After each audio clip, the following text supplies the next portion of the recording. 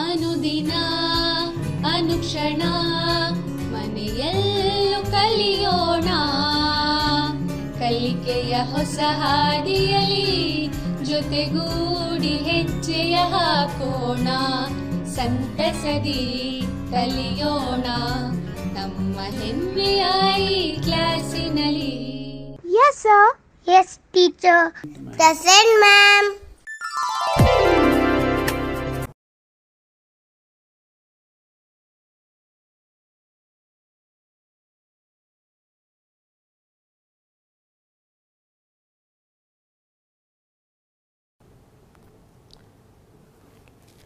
ನಮಸ್ಕಾರ ವಿದ್ಯಾರ್ಥಿಗಳೇ, ನಾನು ನಿಮಗೆ 8ನೇ ತರಗತಿ ಪ್ರಾಯೋಗಿಕ ರೇಖಾಗಣಿತದ ಕೊನೆಯ ಅವಧಿಗೆ ಸ್ವಾಗತವನ್ನು ಕೊಡ್ತಾ ಇದ್ದೇನೆ. ನನಗೆ ಗೊತ್ತು ನಮ್ಮ ಮಕ್ಕಳಿಗೆ ಈ ರಚನೆಗಳ ಅಧ್ಯಾಯ ತುಂಬ ಇಷ್ಟ ಆಗಿದೆ ಅಂತ ಹೇಳಿದ್ರೆ, ಯಾಕೆಂದರೆ ನಮಗೆ ಏನಾದರೂ ಕೈವಾರ ಪೆನ್ಸಿಲು ಅಳತೆ ಪಟ್ಟಿ ಸಿಕ್ತು ಅಂತಂದರೆ ಏನಾದರೂ ಒಂದು ರಚನೆ ಮಾಡ್ತಾನೆ ಇರ್ತೀವಿ. ಅಂಥದ್ರಲ್ಲಿ ನಾವು ರೇಖಾಗಣಿತದ ರೇಖಾಕೃತಿಗಳ ರಚನೆಯನ್ನು ಕಲ್ತ್ವಿ ಅಂತ ಹೇಳಿದ್ರೆ ಅದು ತುಂಬ ಖುಷಿ ಕೊಡುವಂಥದ್ದು, ಹೌದಲ್ವಾ ಮಕ್ಕಳೇ? ಈಗ ನಾನು ನಿಮ್ಮನ್ನು ಕೊನೆಯ ಅವಧಿಗೆ ಸ್ವಾಗತವನ್ನು ಕೋರ್ತಾ ಇದ್ದೇನೆ. ಈಗ ಈ ಇಂದಿನ ತರಗತಿಯಲ್ಲಿ ನಾವೇನೆಲ್ಲ ಕಲ್ತ್ವಿ ಹಾಗೂ ಈ ಅವಧಿಯಲ್ಲಿ ಏನು ಕಲಿತಾ ಇದ್ದೇವೆ ಅಂತ ಒಮ್ಮೆ ನೋಡೋಣವೆ.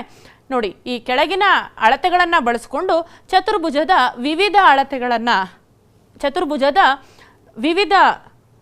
ವಿವಿಧ ಚತುರ್ಭುಜಗಳನ್ನು ರಚಿಸಿದ್ವಿ. ಮೊದಲನೇ ವಿಧಾನ ಯಾವುದಾಗಿತ್ತು ಅಂತ ಹೇಳಿದ್ರೆ 4 ಭುಜಗಳು ಮತ್ತು 1 ಕರ್ಣವನ್ನು ಕೊಟ್ಟಾಗ, ಇಲ್ಲಿ ಭುಜ ಅಂತ ಹೇಳಿದ್ರೆ ಬಾಹುಗಳು ಅಂತ ನಿಮ್ಗೀಗ ಆಲ್ರೆಡಿ ಗೊತ್ತಿದೆ. ಹಾಗೂ ಎರಡನೇದು ಅಂತ ಹೇಳಿದ್ರೆ 2 ಕರ್ಣಗಳು ಮತ್ತು 3 ಭುಜಗಳನ್ನು ಕೊಟ್ಟಾಗ ಚತುರ್ಭುಜದ ರಚನೆ ಹೇಗೆ ಅಂತ ನೋಡಿದ್ವಿ. ಹಾಗೆ ಮೂರನೇ ಒಂದು ವಿಧಾನ 2 ಪಾರ್ಶ್ವ ಭುಜಗಳು ಮತ್ತು 3 ಕೋನಗಳನ್ನು ಕೊಟ್ಟಾಗ. ಈ 3 ವಿಧಗಳನ್ನು ನಾವು ಈ ಇಂದಿನ 2 ತರಗತಿಗಳಲ್ಲಿ ಕಲ್ತ್ಕೊಂಡ್ಬಿಟ್ಟಿದ್ದೇವೆ. ಈಗ ಉಳಿದಿರುವಂಥದ್ದು ಏನು ಅಂತ ಹೇಳಿದ್ರೆ 3 ಭುಜಗಳು ಮತ್ತು 3 ಭುಜಗಳು ಮತ್ತು ಅವುಗಳ ನಡುವಿನ 2 ಕೋನಗಳನ್ನು ಕೊಟ್ಟಾಗ ಚತುರ್ಭುಜದ ರಚನೆ, ಹಾಗೂ ಚತುರ್ಭುಜದ ಇತರ ವಿಶೇಷ ಗುಣಲಕ್ಷಣಗಳನ್ನು ಕೊಟ್ಟಾಗ ಅದರ ರಚನೆಯನ್ನು ಹೇಗೆ ಮಾಡೋದು ಅಂತೇಳಿ ಈ ಒಂದು ಅವಧಿಯಲ್ಲಿ ಕಲಿತಾ ಇದ್ದೀವಿ. ಹಾಗಾದರೆ ನೋಡೋಣ, ಈ ತರಗತಿಯಲ್ಲಿ ಕಲಿತಾ ಇರುವಂತಹ ಅಂಶ ಅಂತ ಹೇಳಿದ್ರೆ 3 ಭುಜಗಳು ಮತ್ತು 2 ನಡುವಿನ ಕೋನಗಳನ್ನು ಕೊಟ್ಟಾಗ ಚತುರ್ಭುಜದ ರಚನೆ, ಹಾಗೂ ಇತರ ವಿಶೇಷ ಗುಣಲಕ್ಷಣಗಳನ್ನು ಕೊಟ್ಟಾಗ ಚತುರ್ಭುಜದ ರಚನೆಯನ್ನು ನೋಡ್ತಾ ಇದ್ದೇವೆ. ಹೌದಾ? ಈಗ ನೋಡಿ, 3 ಬಾಹುಗಳು ಮತ್ತು 2 ನಡುವಿನ ಕೋನಗಳನ್ನು ಕೊಟ್ಟಾಗ ಚತುರ್ಭುಜದ ರಚನೆಯನ್ನು ನೋಡೋಣ. ಅದನ್ನು ನಾವೀಗ ಒಂದು ಉದಾಹರಣೆ ಮೂಲಕ ರಚನೆಯನ್ನು ತಿಳಿಯೋಣ. ಈ ಒಂದು ಉದಾಹರಣೆ ನಿಮ್ಮ ಪಠ್ಯಪುಸ್ತಕ ಪುಟ ಸಂಖ್ಯೆ 144ರಲ್ಲಿದೆ.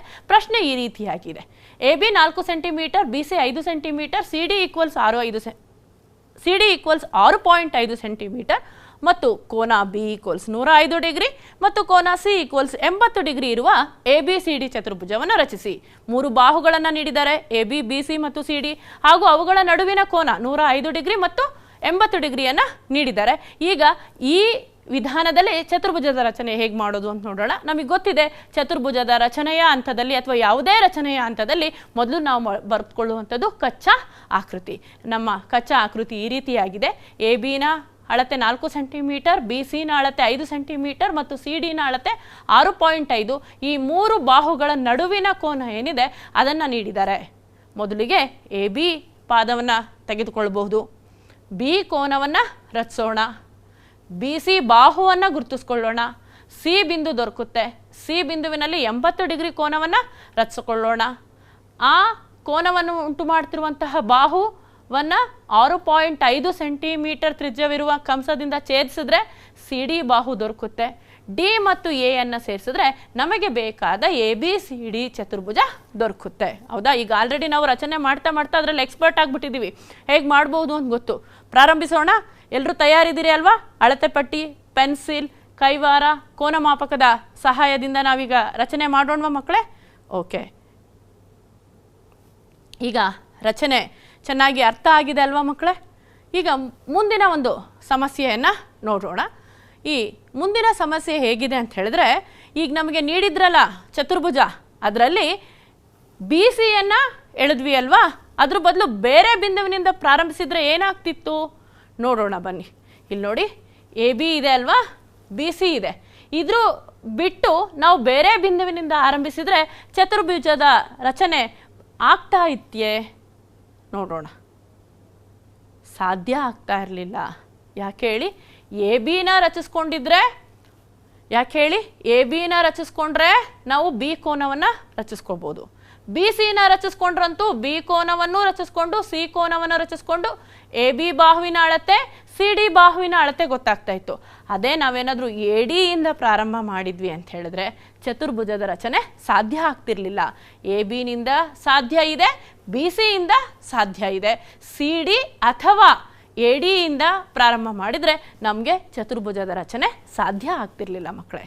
ಈಗ ಮುಂದಿನ ಸಮಸ್ಯೆಯನ್ನು ನೋಡೋಣ. ಈ ಅಭ್ಯಾಸದ ಲೆಕ್ಕಗಳನ್ನು ಮಾಡೋದಕ್ಕೂ ಮೊದಲು ಕೆಲವೊಂದು ವಿಚಾರಗಳನ್ನು ನಾವು ಯೋಚನೆ ಮಾಡೋಣ, ಚರ್ಚೆ ಮಾಡೋಣ ಮಕ್ಕಳೇ. ಈ ರೀತಿಯಾಗಿದೆ.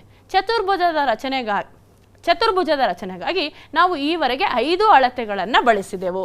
ಬೇರೆ ಯಾವುದಾದರೂ 5 ಅಳತೆಗಳನ್ನು ಉಪಯೋಗಿಸಿಕೊಂಡು ನಾವು ಚತುರ್ಭುಜವನ್ನು ರಚಿಸಬಹುದೇ? ನಾವು 5 ವಿಧಾನವನ್ನು ನೋಡಿದ್ವಿ. 5 ವಿಧಾನದಲ್ಲೂ 5 ನಿರ್ದಿಷ್ಟ ಅಳತೆಗಳನ್ನು ನೀಡಿದಾಗ ಚತುರ್ಭುಜದ ರಚನೆ ಹೇಗೆ ಅಂತೇಳಿ ಪಟ್ಟಿ ಮಾಡಿದೀವಿ ಅಲ್ವಾ. ಈಗ ಈ 4 ವಿಧಾನಗಳನ್ನು ನಾವು 4 ವಿಧಾನಗಳನ್ನು ನೋಡಿದ್ವಿ. ಈ 4 ವಿಧಾನಗಳಲ್ಲೂ 5 ನಿರ್ದಿಷ್ಟ ಅಳತೆಗಳನ್ನು ನೀಡಿದಾಗ ಚತುರ್ಭುಜದ ರಚನೆಯನ್ನು ನೋಡಿದ್ವಿ, ಹೌದಾ? ಈಗ ಇನ್ಯಾವುದಾದ್ರೂ ವಿಧಾನದಲ್ಲಿ ನಾವು ಚತುರ್ಭುಜವನ್ನು ರಚಿಸಬಹುದಾ ನೋಡೋಣ. ಈ ಒಂದು ಪ್ರಶ್ನೆ ನೋಡಿ ಮಕ್ಕಳೇ. A B equals 5 centimetre, B C equals 5.5 centimetre, C D equals 4 centimetre, A D equals 6 centimetre ಮತ್ತು ಕೋನ ಬಿ ಈಕ್ವಲ್ಸ್ 80 ಡಿಗ್ರಿ ಇರುವ ಎ ಬಿ ಸಿ ಡಿ ಚತುರ್ಭುಜವನ್ನು ರಚಿಸಿ. ಇಲ್ಲಿ A B, B C, C D, A D ಇವು ಚತುರ್ಭುಜದ 4 ಬಾಹುಗಳನ್ನು ನೀಡಿದ್ದಾರೆ. ಕೊನೆಗೆ ಕೋನ B ಕೊಟ್ಟಿದ್ದಾರೆ. ಅದರ ಕಚ್ಚಾ ಆಕೃತಿ ಈ ರೀತಿಯಾಗಿ ಇದೆ, ಹೌದಾ? 4 ಬಾಹುಗಳು ನೀಡಿದರೆ ಮತ್ತು ಒಂದು ಕೋನ ನೀಡಿರೋದ್ರಿಂದ ನಿರ್ದಿಷ್ಟ 5 ಅಳತೆಗಳು ಗೊತ್ತಿರೋದ್ರಿಂದ ಚತುರ್ಭುಜದ ರಚನೆ ಸಾಧ್ಯ ಆಗ್ತಿದೆ ಅಂತೇಳಿ ನಮಗೆ ಕಚ್ಚಾ ಆಕೃತಿಯಿಂದ ತಿಳಿದು ಬಂದಿದೆ. ನಾವೊಮ್ಮೆ ರಚಿಸಿ ಪರೀಕ್ಷೆ ಮಾಡಿ ನೋಡೋಣ. ನನ್ನೊಂದಿಗೆ ನೀವು ಸಹ ರಚನೆ ಮಾಡಿ ಮಕ್ಕಳೇ. ಮೊದಲಿಗೆ ಎ ಬಿ ಪಾದವನ್ನು ರಚಿಸ್ಕೊಳ್ಳೋಣ. ಎ ಬಿನ ಅಳತೆ ಎಷ್ಟಿದೆ ಅಂತೇಳಿ ನೀವು ನೋಡಿದ್ರಿ ಈಗಾಗಲೇ. 5 ಮಾನಗಳು 5 ಸೆಂಟಿಮೀಟರ್ ಇರುವಂತೆ ಎ ಬಿ ರೇಖಾಖಂಡವನ್ನು ರಚಿಸ್ಕೊಳ್ಳಿ. ಬಿ ಬಿಂದುವಿನಲ್ಲಿ 80 ಡಿಗ್ರಿ ಕೋನವನ್ನು ರಚಿಸ್ಕೊಳ್ಳೋಣ. ಈ ಕೋನವನ್ನು ಉಂಟು ಮಾಡ್ತಾ ಇರುವಂತಹ ಬಾಹುವನ್ನು ನಾವು ಬಿ ಸಿನ ಅಳತೆ ತೆಗೆದುಕೊಂಡು ಅದನ್ನು ತ್ರಿಜ್ಯವನ್ನಾಗಿರಿಸಿಕೊಂಡು ಬಿ ಕೇಂದ್ರವನ್ನಾಗಿರಿಸಿ ಒಂದು ಕಂಸವನ್ನು ಎಳೆಯೋಣ. ಈ ಕಂಸ ಮತ್ತು ಬಾಹು ಛೇದಿಸುವ ಬಿಂದುವೇ ಸಿ ಬಿಂದು ಆಗಿದೆ. ಈಗ ನಾವು ಎ ಮತ್ತು ಡಿ ಅಳತೆ, ಎ ಡಿನ ಅಳತೆ ಇರುವಂತಹ ತ್ರಿಜ್ಯವನ್ನು ತೆಗೆದುಕೊಂಡು ಕಂಸವನ್ನು ಎಳೆಯೋಣ ಮತ್ತು ಸಿ ಡಿನ ಅಳತೆಯನ್ನು ತೆಗೆದುಕೊಂಡು ಸಿ ಕೇಂದ್ರವನ್ನಾಗಿರಿಸಿ ಆ ಒಂದು ಕಂಸವನ್ನು ಛೇದಿಸೋಣ. ನಮಗೆ ಡಿ ಬಿಂದು ದೊರಕಿತು. ಬಿ ಸಿನ ಅಳತೆ 5.5, ಸಿ ಡಿನ ಅಳತೆ 4 ಮಾನಗಳು, ಎ ಡಿನ ಅಳತೆ 6 ಮಾನಗಳಿವೆ. ನಮಗೆ ಬೇಕಾದಂತಹ ನಿರ್ದಿಷ್ಟ ಚತುರ್ಭುಜ ಎ ಬಿ ಸಿ ಡಿ ದೊರಕ್ತಾ ಇದೆ ಮಕ್ಕಳೇ. ನೀವು ಇದನ್ನು ಸುಲಭವಾಗಿ ರಚಿಸಬಹುದು ಅಂತ ಗೊತ್ತಾಯಿತು. ಮತ್ತೊಮ್ಮೆ ನೋಡೋಣವೇ. ಮೊದಲಿಗೆ ನಾವು ಎ ಬಿ ರೇಖಾಖಂಡವನ್ನು ರಚಿಸ್ಕೊಂಡ್ವಿ. 5 ಸೆಂಟಿಮೀಟರ್ ಅಳತೆ ಇರುವಂತಹ ಎ ಬಿ ರೇಖಾಖಂಡವನ್ನು ಬಿ ಕೇಂದ್ರವನ್ನಾಗಿರಿಸಿಕೊಂಡು 80 ಡಿಗ್ರಿ ಕೋನವನ್ನು ರಚಿಸಿದ್ವಿ. ಬಿ ಸಿನ ಅಳತೆಯನ್ನು ತೆಗೆದುಕೊಂಡು ಕಂಸವನ್ನು ಎಳೆದ್ವಿ. ಬಾಹು ಮತ್ತು ಕಂಸ ಛೇದಿಸುವ ಬಿಂದು ಸಿ ಆಗಿತ್ತು. ಎ ಕೇಂದ್ರವನ್ನಾಗಿರಿಸಿಕೊಂಡು ನಾವು ಎ ಡಿನ ಅಳತೆಯ ಒಂದು ಕಂಸವನ್ನು ಎಳೆದ್ವಿ. ಸಿ ಕೇಂದ್ರವನ್ನಾಗಿರಿಸಿಕೊಂಡು ಸಿ ಡಿನ ಅಳತೆಯ ಕಂಸವನ್ನು, ಈ ಮೊದಲು ಎಳೆದ ಕಂಸವನ್ನು ಛೇದಿಸೋದ್ರ ಮೂಲಕ ನಮಗೆ ಬೇಕಾದಂತಹ ಡಿ ಬಿಂದು ದೊರಕಿತು. ಈ ಎಲ್ಲ ಬಿಂದುಗಳನ್ನು ಸೇರಿಸಿದಾಗ ನಮಗೆ ಬೇಕಾದಂತಹ ನಿರ್ದಿಷ್ಟ ಚತುರ್ಭುಜ ಎ ಬಿ ಸಿ ಡಿ ದೊರಕಿದೆ. ವಿದ್ಯಾರ್ಥಿಗಳೇ, ಗೊತ್ತಾಯ್ತಲ್ವ ಇದು ರಚಿಸಬಹುದು ಅಂತ ಹೇಳಿ. ಈಗ ಮುಂದಿನ ಒಂದು ಪ್ರಶ್ನೆಯನ್ನು ನೋಡೋಣ. ಪ್ರಶ್ನೆ ಈ ರೀತಿಯಾಗಿದೆ ನೋಡಿ. ಪಿ ಕ್ಯೂ ಈಕ್ವಲ್ಸ್ 4.5 ಸೆಂಟಿಮೀಟರ್, ಕೋನ ಪಿ ಈಕ್ವಲ್ಸ್ 70 ಡಿಗ್ರಿ, ಕೋನ ಕ್ಯೂ ಈಕ್ವಲ್ಸ್ 100 ಡಿಗ್ರಿ, ಕೋನ ಆರ್ ಈಕ್ವಲ್ಸ್ 80 ಡಿಗ್ರಿ ಮತ್ತು ಕೋನ ಎಸ್ ಈಕ್ವಲ್ಸ್ 110 ಡಿಗ್ರಿ ಇರುವ ಪಿ ಕ್ಯೂ ಆರ್ ಎಸ್ ಚತುರ್ಭುಜವನ್ನು ರಚಿಸಲು ಸಾಧ್ಯವೇ? ಮೊದಲನ ಅಂತ ನೋಡಿದ ತಕ್ಷಣ 5 ನಿರ್ದಿಷ್ಟ ಅಳತೆ ನೀಡಿದ್ದಾರೆ. ಅದರಲ್ಲಿ ಒಂದು ಬಾಹು ಇದೆ. ಹಾಗಾಗಿ ಚತುರ್ಭುಜದ ರಚನೆ ಸಾಧ್ಯ ಇದೆ ಅಂತ ಅನ್ನಿಸ್ತಿದೆ. ರಚಿಸಿ ನೋಡೋಣ. ಪಿ ಕ್ಯೂನ ಬಾಹುವಿನ ಅಳತೆ ಎಷ್ಟಿದೆ? 4.5 ಸೆಂಟಿಮೀಟರ್. ಆ ಬಾಹುವಿನ ಅಳತೆ ಇರುವಂತಹ ಒಂದು ರೇಖಾಖಂಡವನ್ನು ರಚಿಸಿಕೊಳ್ಳೋಣ. ಪಿ ಬಿಂದುವಿನಲ್ಲಿ 70 ಡಿಗ್ರಿ ಕೋನವನ್ನು, ಯಾಕೆಂದರೆ ಅವರು ನೀಡಿದ್ದಾರೆ, ಮತ್ತು ಕ್ಯೂ ಬಿಂದುವಿನಲ್ಲಿ 100 ಡಿಗ್ರಿ ಕೋನವನ್ನು ರಚಿಸಿಕೊಳ್ಳೋಣ. 100 ಡಿಗ್ರಿ ಅಂತ ಹೇಳಿದ್ರೆ ಅದು ಅಧಿಕ ಕೋನ ಆಗುತ್ತೆ, 90 ಡಿಗ್ರಿಗಿಂತ ಹೆಚ್ಚಾಗಿರುತ್ತೆ, ಹೌದಾ? ನೋಡಿ ರಚಿಸ್ಕೊಂಡ್ವಿ ಅಲ್ವಾ?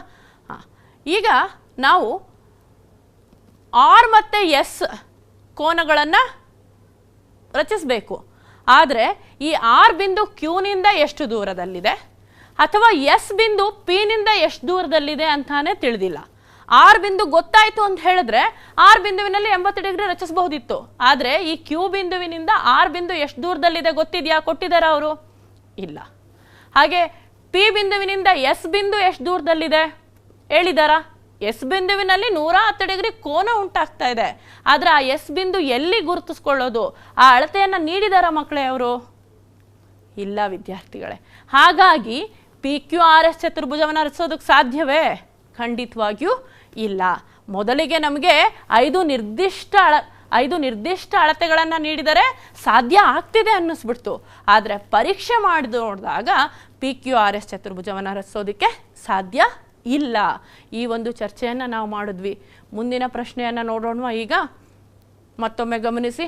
ಪಿ ಬಿಂದುವಿನಲ್ಲಿ 70 ಡಿಗ್ರಿ, ಕ್ಯೂ ಬಿಂದುವಿನಲ್ಲಿ 100 ಡಿಗ್ರಿ ರಚಿಸ್ಕೊಂಡ್ವಿ.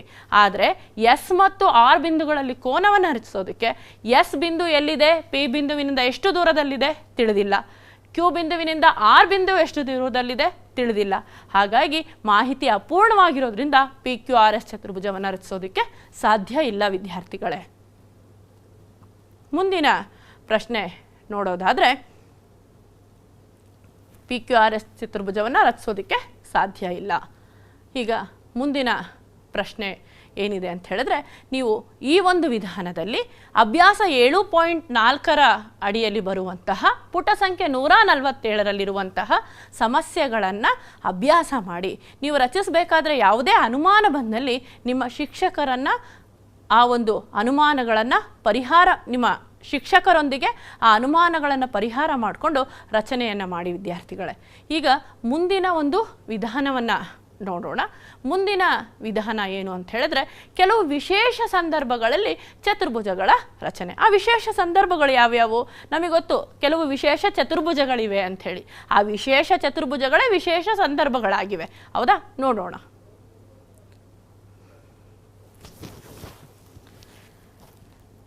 ಈಗ ವಿಶೇಷ ಸಂದರ್ಭ ಏನಿದೆ ಅಂತ ಹೇಳಿದ್ರೆ, 4.5 ಸೆಂಟಿಮೀಟರ್ ಉದ್ದದ ಚೌಕವನ್ನು ರಚಿಸಿ. ಇದೇನಿದು? ಚೌಕ ರಚಿಸೋಕೆ ಹೇಳಿದರೆ ಒಂದೇ ಒಂದು ಅಳತೆಯನ್ನು ನೀಡಿದ್ದಾರೆ. ಒಂದು ಅಳತೆಯಿಂದ ನಾವು ಚತುರ್ಭುಜವನ್ನು ರಚಿಸೋದಕ್ಕೆ ಸಾಧ್ಯವೇ? 5 ನಿರ್ದಿಷ್ಟ ಅಳತೆ ಬೇಕು ಚತುರ್ಭುಜ ರಚಿಸೋದಕ್ಕೆ. ಯೋಚನೆ ಮಾಡಿ. ಅವ್ರು ನೀಡಿರುವಂತಹ ಚತುರ್ಭುಜ ಯಾವುದು? ವಿಶೇಷ ಚತುರ್ಭುಜ, ಚೌಕ. ಚೌಕದ ಗುಣವನ್ನು ನಿಮಗೆ ವೈದ್ಯ ಸರು ಚತುರ್ಭುಜ ಪಾಠದಡಿಯಲ್ಲಿ ಹೇಳಿದ್ದಾರೆ. ಅದನ್ನೊಮ್ಮೆ ಪುನರ್ಮನನ ಮಾಡ್ಕೊಳ್ಳಿ. ಏನಂತ ಹೇಳಿದ್ರು ಅವರು ನಿಮಗೆ ಚೌಕದ ಗುಣಲಕ್ಷಣವನ್ನ ವಿದ್ಯಾರ್ಥಿಗಳೇ? ಚೌಕ ಎಲ್ಲ ಬಾಹುಗಳು ಮತ್ತು ಕೋನಗಳು ಪರಸ್ಪರ ಸಮನಾಗಿರುವ ಸಮಾಂತರ ಚತುರ್ಭುಜ. ಎಲ್ಲ ಬಾಹುಗಳು ಸಮ ಇರುತ್ತೆ. ಇನ್ನು ಕೋನಗಳು ಪರಸ್ಪರ ಸಮ ಅಂತ ಹೇಳಿದ್ರೆ ಚತುರ್ಭುಜಗಳ 4 ಕೋನಗಳ ಮೊತ್ತ 360 ಡಿಗ್ರಿ. ಅವು ಸಮ ಆಗಬೇಕು ಅಂದರೆ ಪ್ರತಿಯೊಂದು ಕೋನದ ಅಳತೆ ಲಂಬ ಕೋನ ಆಗಿರುತ್ತೆ, ಅಂದರೆ 90 ಡಿಗ್ರಿ ಇರುತ್ತೆ. ಅದರೊಂದಿಗೆ ಮತ್ತೊಂದು ಗುಣ ಅಂತ ಹೇಳಿದ್ರೆ ಚೌಕದ ಕರ್ಣಗಳು ಪರಸ್ಪರ ಸಮವಾಗಿರ್ತವೆ ಮತ್ತು ಅವು ಅರ್ಧಿಸ್ತವೆ, ಅಂದರೆ ಎರಡು ಸಮವಾಗಿ ಅರ್ಧ ಆಗ್ತವೆ. ಜೊತೆಗೆ ಅವು ಅರ್ಧಿಸಬೇಕಾದ್ರೆ ಲಂಬ ಕೋನವನ್ನು ಉಂಟು ಮಾಡ್ತವೆ. ಇದಿಷ್ಟು ಚೌಕದ ಗುಣ. ಈಗ ಮೊದಲನೇ ಗುಣವನ್ನು ನೋಡಿದ್ರೆ, ಎಲ್ಲ ಬಾಹುಗಳು ಸಮ ಅಂತ ಹೇಳಿದ್ರೆ ಒಂದು ಬಾಹು ಗೊತ್ತು ಅಂತ ಹೇಳಿದ್ರೆ 4 ಬಾಹು ಗೊತ್ತಾದಾಗಾಯಿತು. ಇನ್ನು ಕೋನಗಳು ಪರಸ್ಪರ ಸಮ ಇರೋದ್ರಿಂದ ಪ್ರತಿಯೊಂದು ಕೋನದ ಅಳತೆ ಗೊತ್ತು, ಅದು 90 ಡಿಗ್ರಿ. ಹಾಗಾಗಿ ನಮ್ಗೆ 5 ನಿರ್ದಿಷ್ಟ ಅಳತೆಯನ್ನು ನಮ್ಗೆ ಇನ್ನೂ ಹೆಚ್ಚಿನ ಮಾಹಿತಿಯೇ ದೊರಕ್ತು. ಹೌದಾ? ಈ ಒಂದು ಮಾಹಿತಿಯನ್ನು ಇಟ್ಕೊಂಡು ನಾವು ರಚನೆಯನ್ನು ಮಾಡೋಣ ವಿದ್ಯಾರ್ಥಿಗಳೇ. ಮಾಡಬಹುದಲ್ವಾ? ನಮಗೆ ಬೇಕಾದಂತಹ ಚೌಕವನ್ನು ರಚಿಸೋದಕ್ಕೆ ಒಂದು ಬಾಹು ಗೊತ್ತಾದರೆ ಇನ್ನು ಉಳಿದ 3 ಬಾಹುಗಳ ಅಳತೆ ಅಷ್ಟೇ ಇರುತ್ತೆ. ಒಂದು ಕೋನ 90 ಡಿಗ್ರಿ ಏನು ಚೌಕದ ಕೋನಗಳ ಅಳತೆ 90 ಡಿಗ್ರಿ ಅಂತ ಗೊತ್ತು. ಹಾಗಾಗಿ ಇಷ್ಟು ಮಾಹಿತಿಯಿಂದ ನಾವು ಚೌಕದ ರಚನೆಯನ್ನು ಮಾಡಬಹುದು. ಒಮ್ಮೆ 4.5 ಸೆಂಟಿಮೀಟರ್ ಉದ್ದದ ಚೌಕವನ್ನು ರಚಿಸಿ ನೋಡೇ ಬಿಡೋಣವೇ? ನನ್ನೊಂದಿಗೆ ನೀವು ಸಹ ರಚನೆ ಮಾಡ್ತೀರಾ ಅಲ್ವಾ? ತಯಾರಿದ್ದೀರಿ ಅಲ್ವಾ? ಶುರು ಮಾಡೋಣ. ಮೊದಲಿಗೆ AB ಅಳತೆ ಎಷ್ಟು ಕೊಟ್ಟಿದ್ದಾರೆ? 4.5 ಸೆಂಟಿಮೀಟರ್. 4.5 ಸೆಂಟಿಮೀಟರ್ ಇರುವ AB ರೇಖಾಖಂಡವನ್ನು ರಚಿಸಿಕೊಳ್ಳೋಣ. ಎ ಬಿಂದುವಿನಲ್ಲಿ 90 ಡಿಗ್ರಿ ಮತ್ತು ಬಿ ಬಿಂದುವಿನಲ್ಲಿ 90 ಡಿಗ್ರಿಯನ್ನು ಕೋನ ಮಾಪಕದ ಸಹಾಯದಿಂದ ರಚನೆ ಮಾಡಿಕೊಳ್ಳೋಣ. ಈಗ ಎ ಬಿನ ಅಳತೆ ಎಷ್ಟು ಇರುತ್ತೋ ಅಷ್ಟೇ ಅಳತೆಯೊಂದಿಗೆ ನಾವು ಎ ಕೇಂದ್ರವನ್ನಾಗಿರಿಸಿ, ಯಾಕೆಂದರೆ ಎ ಬಿನ ಅಳತೆ 4.5 ಸೆಂಟಿಮೀಟರ್ ಇರುತ್ತೆ ಹೌದಲ್ವಾ, ಬಿ ಕೇಂದ್ರವನ್ನಾಗಿರಿಸಿಕೊಂಡು ಕಂಸವನ್ನು ಎಳೆಯೋಣ. ಬಿ ಸಿನ ಅಳತೆ 4.5 ಆಯಿತು. ಹಾಗೆ ಎ ಕೇಂದ್ರವನ್ನಾಗಿರಿಸಿ ಕಂಸ ಎಳೆದ್ರೆ ಡಿ ಬಿಂದು ದೊರಕುತ್ತೆ. ಸಿ ಮತ್ತು ಡಿಯನ್ನು ಸೇರಿಸಿದ್ರೆ ನಮಗೆ ಬೇಕಾದಂತಹ ಚೌಕ 4.5 ಸೆಂಟಿಮೀಟರ್ ಬಾಹುವುಳ್ಳ ಚೌಕ ದೊರಕುತ್ತು. ಇದನ್ನು ಇನ್ನೊಂದು ರೀತಿಯಾಗಿಯೂ ಸಹ ಮಾಡಬಹುದು ವಿದ್ಯಾರ್ಥಿಗಳೇ. ಆ ಒಂದು ವಿಧಾನ ಯಾವುದು ಅಂಥೇಳಿ ನೋಡೋಣ. ಅದು ತ್ರಿಭುಜದ ಸಹಾಯದಿಂದ. ಹೌದಾ? ಹೇಗೆ? ಎರಡು ಬಾಹುಗಳು ಮತ್ತು ಒಂದು ಕೋನವನ್ನು ಕೊಟ್ಟಾಗ ತ್ರಿಭುಜದ ರಚನೆ ಹೇಗೆ ಅಂತ ನಮಗೆ ಗೊತ್ತು.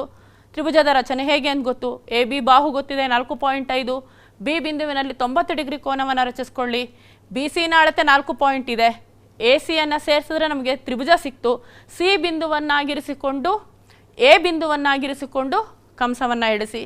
ಹಾಗೆ ಸಿ ಬಿಂದುವನ್ನು ಕೇಂದ್ರವನ್ನಾಗಿರಿಸಿಕೊಂಡು 4.5 ಸೆಂಟಿಮೀಟರ್ ತ್ರಿಜ್ಯದೊಂದಿಗೆ ಈ ಮೊದಲು ಎಳೆದಂತಹ ಕಂಸವನ್ನು ಛೇದಿಸಿದ್ರೆ ಡಿ ಬಿಂದು ದೊರಕುತ್ತೆ.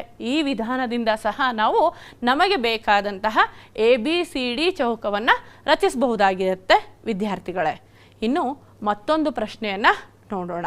ಆ ಪ್ರಶ್ನೆ ಈ ರೀತಿಯಾಗಿ ಇದೆ.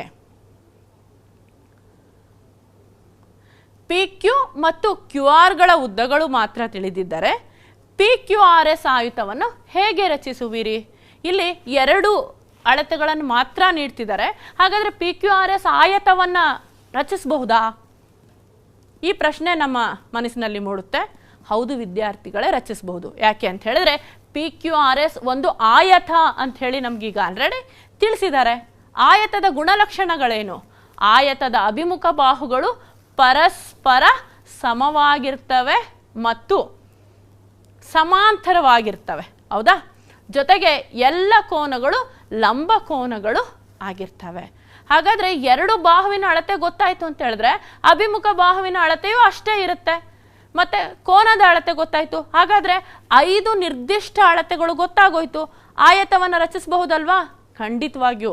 ನಮಗೆ ಎರಡು ಪಾರ್ಶ್ವ ಬಾಹುಗಳ ಅಳತೆ ಗೊತ್ತಿತ್ತು ಆಯತದಲ್ಲಿ ಅಂತ ಹೇಳಿದ್ರೆ ಆ ಆಯತವನ್ನು ನಾವು ರಚಿಸಬಹುದು ವಿದ್ಯಾರ್ಥಿಗಳೇ. ಈಗ ಮತ್ತೊಂದು ಪ್ರಶ್ನೆ ನೋಡೋಣ. ಎ ಸಿ ಈಕ್ವಲ್ಸ್ 6 ಸೆಂಟಿಮೀಟರ್ ಮತ್ತು ಬಿ ಡಿ ಈಕ್ವಲ್ಸ್ 7 ಸೆಂಟಿಮೀಟರ್ ಇರುವ ವಜ್ರಾಕೃತಿ ಎ ಬಿ ಸಿ ಡಿಯನ್ನು ರಚಿಸಲು ಸಾಧ್ಯವೇ? ಕಾರಣ ಸಹಿತ ಉತ್ತರ ನೀಡಿ. ಎ ಬಿ ಅಂದರೆ ಬಾಹು, ಬಿ ಸಿ ಅಂದರೆ ಬಾಹು. ಆದರೆ ಎ ಸಿ ಅಂತ ಹೇಳಿದ್ರೆ ಕರ್ಣ ನೀಡಿದ್ದಾರೆ, ಮತ್ತು ಬಿ ಡಿ ಅಂತ ಹೇಳಿದ್ರು ಕರ್ಣ. ಹಾಗಾದರೆ ಎರಡು ಕರ್ಣವನ್ನು ನೀಡಿದಾಗ ಈ ಎ ಬಿ ಸಿ ಡಿ ವಜ್ರಾಕೃತಿಯನ್ನು ರಚಿಸೋದಕ್ಕೆ ಸಾಧ್ಯನಾ? ಮತ್ತೊಮ್ಮೆ ವಜ್ರಾಕೃತಿಯ ಲಕ್ಷಣವನ್ನು ನೆನಪಿಸ್ಕೊಳ್ಳಿ ವಿದ್ಯಾರ್ಥಿಗಳೇ. ಚತುರ್ಭುಜ ಅಧ್ಯಾಯದಲ್ಲಿ ಕಲ್ತಿರುವಂಥದ್ದು. ವಜ್ರಾಕೃತಿಯ ಬಾಹುಗಳು ಸಮನಾಗಿರುವಂತಹ ಸಮಾಂತರ ಚತುರ್ಭುಜ. ಇದು ಒಂದು ಸಮಾಂತರ ಚತುರ್ಭುಜ. ಹೌದಾ? ಜೊತೆಗೆ ಇವರ ಬಾಹುಗಳು ಸಮನಾಗಿ ಇರ್ತವೆ. ಹಾಗಾದರೆ ಒಂದು ಬಾಹುವಿನ ಅಳತೆ ಗೊತ್ತಾಯಿತು ಅಂತ ಹೇಳಿದ್ರೆ ಇನ್ನು ಉಳಿದ 3 ಬಾಹುವಿನ ಅಳತೆನೂ ಗೊತ್ತಾಗ್ಬಿಡುತ್ತೆ. ಮತ್ತೊಂದು ಗುಣಲಕ್ಷಣ ಏನು? ಈ ವಜ್ರಾಕೃತಿಯ ಕರ್ಣಗಳಿದಾವಲ್ಲ ಎ ಸಿ ಮತ್ತು ಬಿ ಡಿ, ಇವು ಪರಸ್ಪರ ಲಂಬವಾಗಿ ಅರ್ಧಿಸ್ತವಂತೆ. ಲಂಬವಾಗಿ ಅಂತ ಹೇಳಿದ್ರೆ 90 ಡಿಗ್ರಿ ಕೋನವನ್ನು ಮಾಡ್ತಾ ಎರಡು ಸಮಭಾಗಗಳಾಗಿ ಅರ್ಧಿಸಲ್ಪಡ್ತವೆ ಅನ್ನೋದು ಇದರ ಒಂದು ಅರ್ಥ ಆಗಿದೆ. ಗಮನಿಸಿ ಈ ಒಂದು ಚಿತ್ರವನ್ನು ನೋಡಿ. ಹೇಗೆ ಇವು ಪರಸ್ಪರ ಲಂಬವಾಗಿ 6 ಸೆಂಟಿಮೀಟರ್ ಇದ್ದಿದ್ದು 3 ಸೆಂಟಿಮೀಟರ್ ಆಗಿ, 7 ಸೆಂಟಿಮೀಟರ್ ಇದ್ದಿದ್ದು 3.5 ಆಗಿ ಈ ಒಂದು ಕರ್ಣಗಳು ಅರ್ಧಿಸಲ್ಪಡ್ತವೆ. ಹಾಗಾದರೆ ನೋಡಿ ಇಲ್ಲಿ ಈ ಒಂದು ತ್ರಿಭುಜ ನಮಗೆ ಗೊತ್ತಾಯ್ತಾ? ಎರಡು ಬಾಹು ಇರುವಂಥದ್ದು 3 ಸೆಂಟಿಮೀಟರ್ 3.5 ಸೆಂಟಿಮೀಟರ್, ಜೊತೆಗೆ 90 ಡಿಗ್ರಿ ಕೋನ ಗೊತ್ತಾಗಿದೆ. ಹಾಗಾಗಿ ವಜ್ರಾಕೃತಿಯನ್ನು ರಚಿಸಬಹುದಲ್ವೇ? ಖಂಡಿತವಾಗಿಯೂ ರಚಿಸಬಹುದು ವಿದ್ಯಾರ್ಥಿಗಳೇ. ಮೊದಲಿಗೆ ಎ ಸಿ ಕರ್ಣದಿಂದ ಪ್ರಾರಂಭ ಮಾಡೋಣ. ಎ ಸಿ ಕರ್ಣದ ಅಳತೆ ಎಷ್ಟಿತ್ತು? 6 ಸೆಂಟಿಮೀಟರ್ ಇತ್ತು. ಎ ಸಿ ಕರ್ಣದ ಅಳತೆ ಎಷ್ಟಿತ್ತು? ತಪ್ಪಾಗಿದೆ ಅಲ್ಲ, ಅದನ್ನ ಎಡಿಟ್ ಮಾಡ್ಕೊಳ್ಳೋಣ ಬಿಡಿ. ಅಲ್ಲಿ ಟೆಕ್ಸ್ಟ್ ಎ ಸಿ ಕರ್ಣದ ಅಳತೆ ಎಷ್ಟಿತ್ತು? 6 ಸೆಂಟಿಮೀಟರ್ ಇತ್ತು. ಹೌದಾ? ಹಾಗೆ ಬಿ ಡಿ ಕರ್ಣದ ಅಳತೆ ಎಷ್ಟಿದೆ? 7 ಅಂತಲೇ ಹೇಳ್ಬಿಡಲ್ಲ. AC ಕರ್ಣದ ಅಳತೆ, ಈಗ ಮೊದಲಿಗೆ AC ರೇಖಾಖಂಡವನ್ನು ಎಳೆದುಕೊಳ್ಳೋಣ. ಅದು ಕರ್ಣ ಆಗಿದೆ, ಅದರ ಅಳತೆ 6 ಸೆಂಟಿಮೀಟರ್ ಇದೆ. ಇನ್ನು BD ಕರ್ಣದ ಅಳತೆ 7 ಸೆಂಟಿಮೀಟರ್ ಇದೆ. ಆ ರೇಖಾಖಂಡವನ್ನು ರಚಿಸ್ಕೊಳ್ಬೇಕು ಅಂತ ಹೇಳಿದ್ರೆ ಅದು ಲಂಬಾರ್ಧಕವಾಗಿರುತ್ತೆ. ಹೌದಾ? ಲಂಬಾರ್ಧಕವನ್ನು ನಾವು ಹೇಗೆ ರಚಿಸ್ಕೊಳ್ತೀವಿ ಈಗ ಆಲ್ರೆಡಿ ಗೊತ್ತಿದೆ. ಲಂಬಾರ್ಧಕವನ್ನು ರಚಿಸಿಕೊಂಡು O ಬಿಂದುವನ್ನು ಕೇಂದ್ರವಾಗಿರಿಸಿಕೊಂಡು ನಾವೇನು ಮಾಡೋಣ, 3.5 ಸೆಂಟಿಮೀಟರ್ ಮತ್ತು 3.5 ಸೆಂಟಿಮೀಟರ್ ಅಳತೆಯನ್ನು ತೆಗೆದುಕೊಂಡು O ಕೇಂದ್ರವನ್ನಾಗಿರಿಸಿ ಕಂಸವನ್ನು ಎಳೆದ್ವಿ ಅಂತ ಹೇಳಿದ್ರೆ ನಮಗೆ BD ಕರ್ಣ ದೊರಕುತ್ತೆ. ಈಗ ಈ ABCD ಇದನ್ನು ನಾವು ಸೇರಿಸಿದ್ವಿ ಅಂತ ಹೇಳಿದ್ರೆ, ಇದು ರಚನೆ ಆಮೇಲೆ ಒಂದ್ಸತಿ ಮಾಡ್ಬಿಡೋಣ ಅಲ್ವಾ, ವಾಯ್ಸ್ ಕೊಟ್ಕೊಂಡಿರ್ತೀನಿ, ಮಾಡೋಣ ಆಮೇಲೆ. ಮನೆಯಲ್ಲಿ ಅದೊಂದು ಇದೊಂದು ನಾವು ತೊಗೊಂಡೋಗೋಣ, ಅಥವಾ ಇಲ್ಲಿ ಜಿಯೋಜಿಬ್ರಾ ಮಾಡಿಕೊಟ್ಬಿಡ್ತೀನಿ ನಾನು. ಒಂದು ಸೆಕೆಂಡ್ ಹಿಂದಿಂದ ಹಾಕ್ಬಿಡಿ, ಹೇಳ್ತೀನಿ. AC Karna 7 centimetre, AC Karna 6 centimetre ಇರುವಂತೆ ಒಂದು ರೇಖಾಖಂಡವನ್ನು ರಚಿಸ್ಕೊಳ್ಳಿ. ACಗೆ ಲಂಬಾರ್ಧಕವನ್ನು ರಚಿಸ್ಕೊಳ್ಳೋಣ. ಅಂದರೆ ACಯ ಮುಕ್ಕಾಲರಷ್ಟು ತ್ರಿಜ್ಯವನ್ನು ತೆಗೆದುಕೊಂಡು A ಕೇಂದ್ರವನ್ನಾಗಿರಿಸಿ ಕಂಸವನ್ನು ಎಳೆಯೋಣ. ಈ ಎಳೆದಂತಹ ಕಂಸವನ್ನು C ಕೇಂದ್ರದಿಂದ ಮತ್ತೊಮ್ಮೆ ಛೇದಿಸೋಣ. ನಮಗೆ B ಮತ್ತು D ಬಿಂದು, ನಮಗೆ ಆ ಎರಡು ಕಂಸಗಳು ಛೇದಿಸುವ ಬಿಂದು ದೊರಕುತ್ತೆ. ಈ ಛೇದಿಸುವ ಬಿಂದುಗಳನ್ನು ಸೇರಿಸಿದ್ವಿ ಅಂತ ಹೇಳಿದ್ರೆ ನಮಗೆ BD ಕರ್ಣದ ಅಳತೆ ಇರುವಂತಹ ರೇಖೆ ಸಿಗುತ್ತೆ. ನಮಗೆ BD ಕರ್ಣ ಎಷ್ಟು ಅಳತೆ ಇರುತ್ತೋ ಅಷ್ಟು ಬೇಕಾಗುತ್ತೆ. ಅದಕ್ಕಾಗಿ ನಮಗೆ ಈಗ ಆಲ್ರೆಡಿ ಗೊತ್ತಿದೆ BD ಕರ್ಣ ಅರ್ಧಿಸಲ್ಪಡುತ್ತೆ ಅಂಥೇಳಿ. ಹಾಗಾಗಿ O ಕೇಂದ್ರವನ್ನಾಗಿರಿಸಿಕೊಂಡು 3.5 ಸೆಂಟಿಮೀಟರ್ ತ್ರಿಜ್ಯದೊಂದಿಗೆ ಈ ಲಂಬಾರ್ಧಕವನ್ನು ನಾವು ಛೇದಿಸಿದ್ವಿ ಅಂತ ಹೇಳಿದ್ರೆ ನಮಗೆ BD ಕರ್ಣ ದೊರಕುತ್ತೆ. ನಮಗೆ ಬೇಕಾದಂತಹ 4 ಬಿಂದುಗಳು ವಜ್ರಾಕೃತಿಯದ್ದು ದೊರಕ್ತು.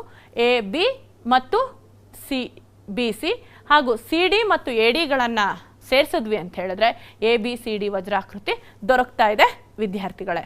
ಇನ್ನು ಮುಂದಿನ ಪ್ರಶ್ನೆಯನ್ನು ನೋಡೋಣ. ಮುಂದಿನ ಪ್ರಶ್ನೆ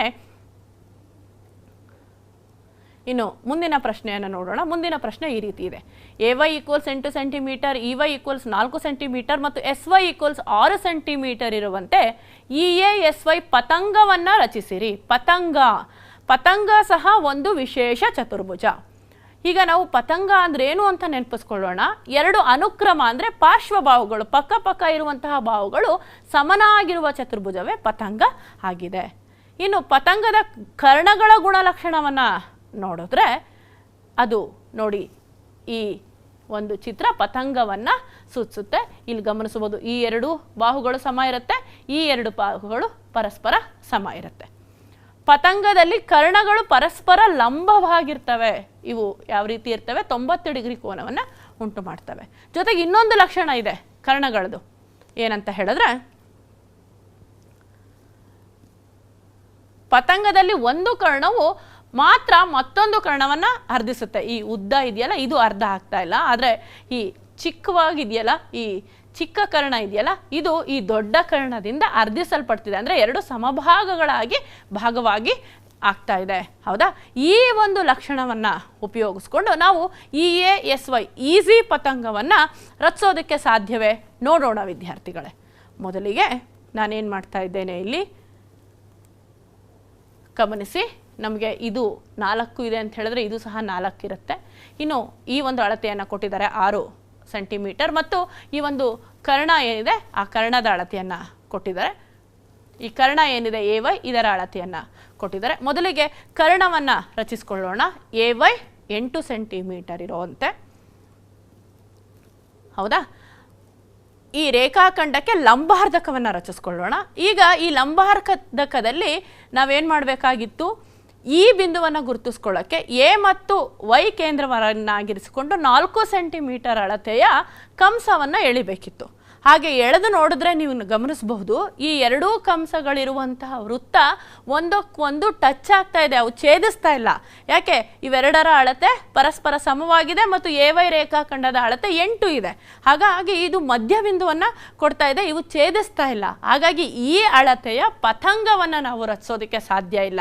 ಯಾಕೆ ಅಂತ ಹೇಳಿದ್ರೆ ಈ 2 ವೃತ್ತಗಳು ಛೇದಿಸಿದ್ರೆ ನಮಗೆ ಈ ಬಿಂದು ದೊರಕ್ತಾ ಇತ್ತು, ಈ ಬಿಂದು ದೊರಕಿತ್ತು ಅಂತ ಹೇಳಿದ್ರೆ ಎ ಮತ್ತು ಇ, ವೈ ಮತ್ತು ಇಯನ್ನು ಸೇರಿಸಬಹುದಾಗಿತ್ತು. ಆದರೆ ನಾವು ಈ ಬಿಂದು ದೊರಕ್ತಾ ಇಲ್ಲ, ಯಾಕೆಂದರೆ ಈ ಎರಡು ವೃತ್ತಗಳು ಛೇದಿಸ್ತಾ ಇಲ್ಲ. ಹಾಗಾಗಿ EASY ಪತಂಗವನ್ನು ರಚಿಸೋದಕ್ಕೆ ಸಾಧ್ಯ ಇಲ್ಲ ವಿದ್ಯಾರ್ಥಿಗಳೇ. ಆದರೆ ಇವೆರಡು ಛೇದಿಸುವ ರೀತಿಯಲ್ಲಿ ಏನಾದರೂ ನಮಗೆ ಅಳತೆಯನ್ನು ನೀಡಿದ್ರೆ ಈ ಮಾಹಿತಿಯನ್ನು ಉಪಯೋಗಿಸಿಕೊಂಡು ನೀವು ಪತಂಗವನ್ನು ರಚಿಸಬಹುದಾಗಿರುತ್ತೆ ಮಕ್ಕಳೇ. ಇನ್ನು ಮುಂದಿನ ಪ್ರಶ್ನೆಯನ್ನು ನೋಡೋಣ.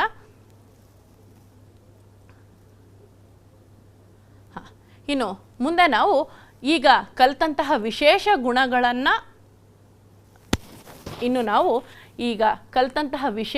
ಗುಣಗಳನ್ನು ಉಪಯೋಗಿಸಿಕೊಂಡು ಈ ಅಭ್ಯಾಸದಲ್ಲಿ ನೀಡಿರುವಂತಹ ಲೆಕ್ಕಗಳನ್ನು ಅಭ್ಯಾಸ ಮಾಡೋಣ. ಅಭ್ಯಾಸದ ಲೆಕ್ಕಗಳು ಪುಟ ಸಂಖ್ಯೆ 148ರಲ್ಲಿದೆ. 7.5 ಅಭ್ಯಾಸದಲ್ಲಿರುವಂತಹ ಲೆಕ್ಕಗಳನ್ನು ಅಭ್ಯಾಸ ಮಾಡಿ. ನಿಮ್ಗೆ ಯಾವುದೇ ಅನುಮಾನ ಬಂದಂತಲ್ಲಿ ನಿಮ್ಮ ಶಿಕ್ಷಕರನ್ನು ಭೇಟಿ ಮಾಡಿ ಅನುಮಾನವನ್ನು ಪರಿಹರಿಸ್ಕೊಳ್ಳಿ ವಿದ್ಯಾರ್ಥಿಗಳೇ. ವಿದ್ಯಾಗಮಕ್ಕೆ ನಿಮ್ಮ ಶಿಕ್ಷಕರು ಬರ್ತಾರಲ್ಲ, ಆಗ ಅವರನ್ನು ಭೇಟಿ ಮಾಡಿ ನಿಮ್ಮ ಅನುಮಾನವನ್ನು ಪರಿಹರಿಸ್ಕೊಳ್ಳಿ. ಇನ್ನು ಈ ಇಡೀ ಅಧ್ಯಾಯದಲ್ಲಿ ಕಲಿತಿರುವಂತಹ ಅಂಶಗಳು ಏನೇನು ಅಂಥೇಳಿ ಒಮ್ಮೆ ನೋಡಿದ್ರೆ ನಮಗೆ ಒಂದು ವಿಷಯ ತಿಳಿದ್ವಿ. 5 ಅಳತೆಗಳಿಂದ ಒಂದು ಅನನ್ಯ ಚತುರ್ಭುಜವನ್ನು ರಚಿಸಬಹುದು. ಅಂದರೆ ಯಾವುದೇ ಚತುರ್ಭುಜವನ್ನು ರಚಿಸಬೇಕು ಅಂದರೆ ನಮಗೆ 5 ನಿರ್ದಿಷ್ಟ ಅಳತೆಗಳು ಗೊತ್ತಿರಬೇಕು, ಆಗ ಮಾತ್ರ ಆ ಚತುರ್ಭುಜವನ್ನು ರಚಿಸೋದಕ್ಕೆ ಸಾಧ್ಯ ಅಂತೇಳಿ ತಿಳಿದ್ವಿ. ಅನೇಕ ವಿಧದ ಚತುರ್ಭುಜಗಳ ರಚನೆಯನ್ನು ನೋಡಿದ್ವಿ. ಅದರಲ್ಲಿ ಮೊದಲನೇ ವಿಧ 4 ಭುಜಗಳು ಮತ್ತು ಒಂದು ಕರ್ಣವನ್ನು ಕೊಟ್ಟಾಗ ಒಂದು ನಿರ್ದಿಷ್ಟ ಚತುರ್ಭುಜದ ರಚನೆ. 2 ಕರ್ಣಗಳು ಮತ್ತು 3 ಭುಜಗಳನ್ನು ಕೊಟ್ಟಾಗ ಅಥವಾ 3 ಬಾಹುಗಳನ್ನು ಕೊಟ್ಟಾಗ ಒಂದು ನಿರ್ದಿಷ್ಟ ಚತುರ್ಭುಜದ ರಚನೆ. 2 ಪಾರ್ಶ್ವ ಬಾಹುಗಳು ಮತ್ತು 3 ಕೋನಗಳನ್ನು ಕೊಟ್ಟಾಗ ಒಂದು ನಿರ್ದಿಷ್ಟ ಚತುರ್ಭುಜದ ರಚನೆ. 3 ಭುಜಗಳು ಮತ್ತು 2 ನಡುವಿನ ಕೋನಗಳನ್ನು ಕೊಟ್ಟಾಗ ಒಂದು ನಿರ್ದಿಷ್ಟ ಚತುರ್ಭುಜದ ರಚನೆ. ಜೊತೆಗೆ ಚತುರ್ಭುಜದ ವಿಶೇಷ ಗುಣಲಕ್ಷಣಗಳನ್ನು ಕೊಟ್ಟಾಗ ಆ ಚತುರ್ಭುಜದ ರಚನೆ. ಇದಿಷ್ಟನ್ನು ಸಹ ಈ ಅಧ್ಯಾಯದಲ್ಲಿ ಕಲಿತ್ವಿ. ರಚನೆ ಅಧ್ಯಾಯವನ್ನು ನೀವೆಲ್ಲರೂ ಸಹ ತುಂಬ ಸಂತೋಷವಾಗಿ ಅಧ್ಯಯನ ಮಾಡಿದ್ರಿ ಮತ್ತು ರಚನೆಯನ್ನು ಕಲ್ತ್ಕೊಂಡ್ರಿ ಅಂತೇಳಿ ತಿಳ್ಕೊಂಡಿದ್ದೀನಿ ಮಕ್ಕಳೇ. ನಮಸ್ಕಾರ. ನಿಮ್ಮೊಂದಿಗೆ ಇದುವರೆಗೂ ಇದ್ದಿದ್ದು ನಿಮ್ಮ ಸ್ನೇಹಿತೆ ಸುಚೇತಾ SS, ಸಹಶಿಕ್ಷಕರು, ಸರ್ಕಾರಿ ಪ್ರೌಢಶಾಲೆ ಟಿ ದಾಸರಳ್ಳಿ, ಬೆಂಗಳೂರು ಉತ್ತರ ವಲಯ 4. ಧನ್ಯವಾದಗಳು.